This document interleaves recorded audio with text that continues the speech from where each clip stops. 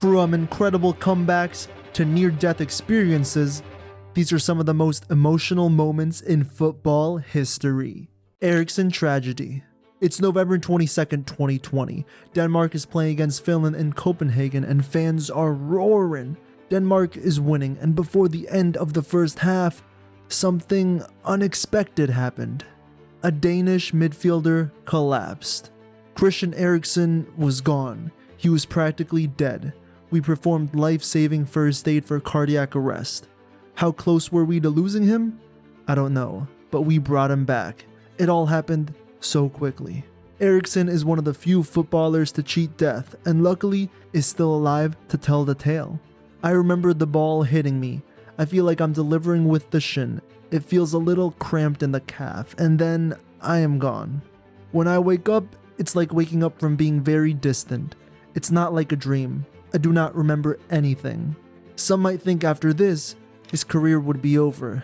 But no. Just 2 days later, he was back at it and even ended up signing a contract with Brentford. The hand of God. It's the 1986 FIFA World Cup quarterfinals. The stakes are high, and Argentina is begging for a win against England. It's been nearly a decade since they won the World Cup back in 1978, and the atmosphere was intense, as both teams had pressure to perform or risk getting eliminated. But what was about to happen next was something no one expected. The late Diego Armando Maradona scored the first goal with his head and a little with his hand. Everyone was in disbelief, and the stadium went silent for a minute. The referee and the linesmen were all confused. They didn't see what happened. Maradona cheered, ran, and cheated. But the refs were oblivious and gave Argentina the goal. England players tried to tell the referee about the goal, but there was no digital technology, no VAR, so the referee made his final decision.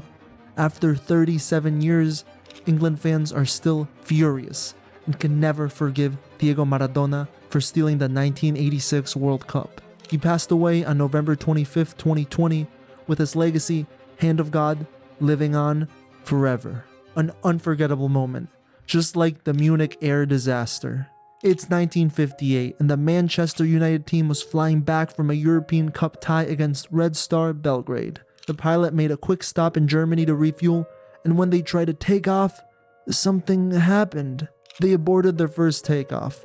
Then they aborted their second takeoff. By the third, it was over. The plane crashed and took the lives of 23 people, including 8 Manchester United players, 3 officials, 8 journalists, and 4 crew members. This day is remembered as one of the darkest moments in football history. The tragedy led to an outpouring of grief and tributes from the football world. A heartwarming scenario was when Real Madrid offered Alfredo Di Stefano on loan to Manchester United for the season, but sadly, the English FA blocked the move. The legendary Real Madrid president continued organizing fundraising through friendly games between the two sides. Barcelona's hardest match.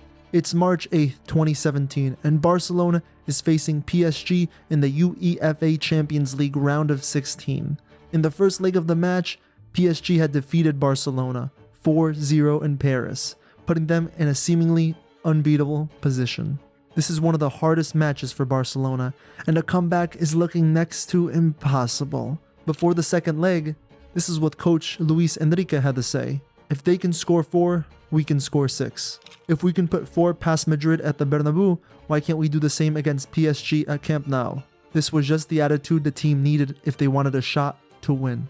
Luis Suarez scored the first goal. Then, Levan Gujaba, a PSG player, was on the score sheet with an own goal. Lionel Messi scored the third goal. And finally, Neymar was a man of the match with 2 goals and a final assist to Sergio Roberto in the dying seconds of the game. Barcelona did the impossible and didn't let a 4-0 deficit hold them back. They needed 3 goals in the final 7 minutes to avoid elimination. And by the end, Barcelona made one of the greatest comebacks in Champions League history thanks to the genius of the MSN. Messi, Suarez, Neymar. This was an emotional moment for Barcelona fans, crying tears of joy, just like during the Miracle of Istanbul.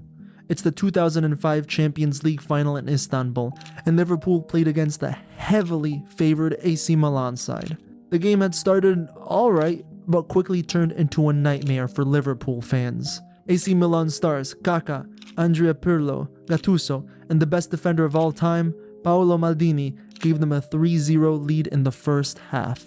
The crowd in support of the Reds had already given up hope, with Milan surely about to secure their 7th Champions League title. But Rafa Benitez's words at halftime resonated with the Liverpool players and gave them the spark they needed. As Liverpool emerged from the tunnel, there was a sense of determination in every player's eyes. The whistle blew, and Liverpool took off running. They were quick on their feet, had perfect passes, and their shots were unstoppable. The crowd still cheered them, singing, "You will never walk alone," and Liverpool scored their first goal. Steven Gerrard's strike made it 3-1 and brought the game back to life. There was a sense of hope. Then boom, 3-2. A second goal for Liverpool came from Schmitzer. With every goal, the crowd grew louder. The tension was heavily felt, with everyone on the edge of their seat, not daring to look away. Could Liverpool really do this? Could they really come back and win against Milan's star-stunned lineup? And then, Xabi Alonso scored, tying the game. There was suddenly a chance to come back. There was suddenly a chance to win. The audience erupted into a frenzy of applause, into cheers. It was a beautiful side of football that day. But the game wasn't over yet. As the referee blew the whistle, it was time for the dreaded penalties. There was tension in the air as Liverpool and Milan stepped up one by one to take the shot. Every missed shot was met with groans of disappointment from the Milan side. Finally, it was down to the last shot. The stadium went quiet, and the eyes were on the Liverpool player. It was the shot that could secure the trophy for Liverpool or take it all away from them. He ran up, kicked the ball, and it soared towards the goal. They did it. Liverpool had won the Champions League. This saw one of the classic finals in European football as Liverpool made the miraculously comeback. But nothing compares to the Maracanazo World Cup final.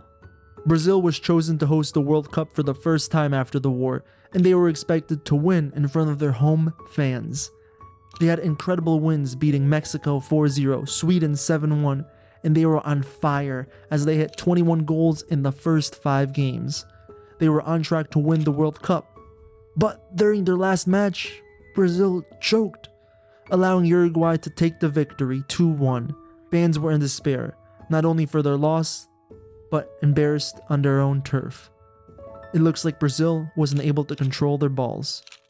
Don't forget to subscribe.